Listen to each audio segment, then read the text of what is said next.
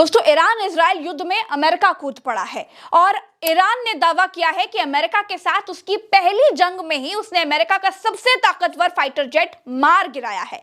America का सबसे ताकतवर फाइटर जेट जो कि F-35 स्टेल्थ फाइटर जेट है, उसे ईरान ने मार गिराया है। दोस्तों, इस फाइटर जेट की एक खासियत यह है, कोई रडार इसको भांप नहीं सकता है, इसका पता नहीं लगा सकता है। इस फाइटर जेट के लिए कहा जाता है कि यह आकार में बेहद बड़ा और चपटे आकार का होता है, जिसकी वजह से कोई भी रडार इसका पता नहीं लगा सकता है। और इस तरह के 3 फाइटर जेट, एक नहीं दोस्तों, तीन फाइटर जेट ईरान ने अमेरिका के साथ की पहली जंग में ही मार गिराए हैं। हालांकि अमेरिका ने यह दावा किया कि अमेरिका ने ईरान के बड़े बड़े परमाणु ठिकानों जैसे कि नंतास, जैसे कि एस्फहान और दूसरा फोर्दो, जो कि बड़े परमाणु ठिकाने कहे जाते हैं, अमेरिका का कहना है कि इन तीनों ठिकानों पर एक साथ अमेरिका ने बहुत बड़ा हमला किया है, जिसके बाद तबाही मची हुई है। लेकिन ईरान ने यह साफ कह दिया है कि अमेरिका के ऐसे किसी भी हमले की वजह से कोई परमाणु लीकेज,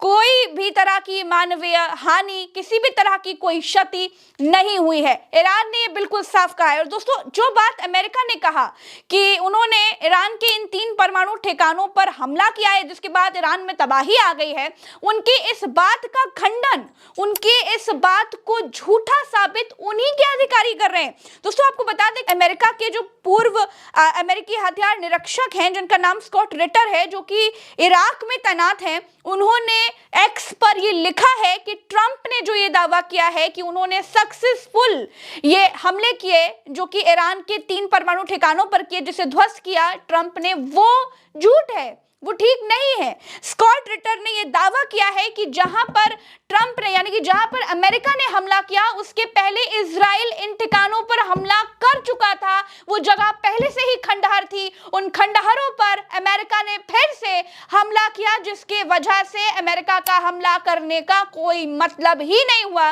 जिसकी ठीक बात ईरान ने यह बात कही कि उनको इस हमले से कोई फर्क नहीं पड़ा है, लेकिन ईरान चुप नहीं बैठा। दोस्तों, ईरान ने इसके बाद अमेरिका पर हमला नहीं किया, ईरान ने इजराइल पर हमला किया और अमेरिका को बर्बाद कर, अमेरिका की तमाम एयरबेसेस जो कि मिडिल ईस्ट में है, उन्हें जहन्नुम बना देने की कसम खाई है।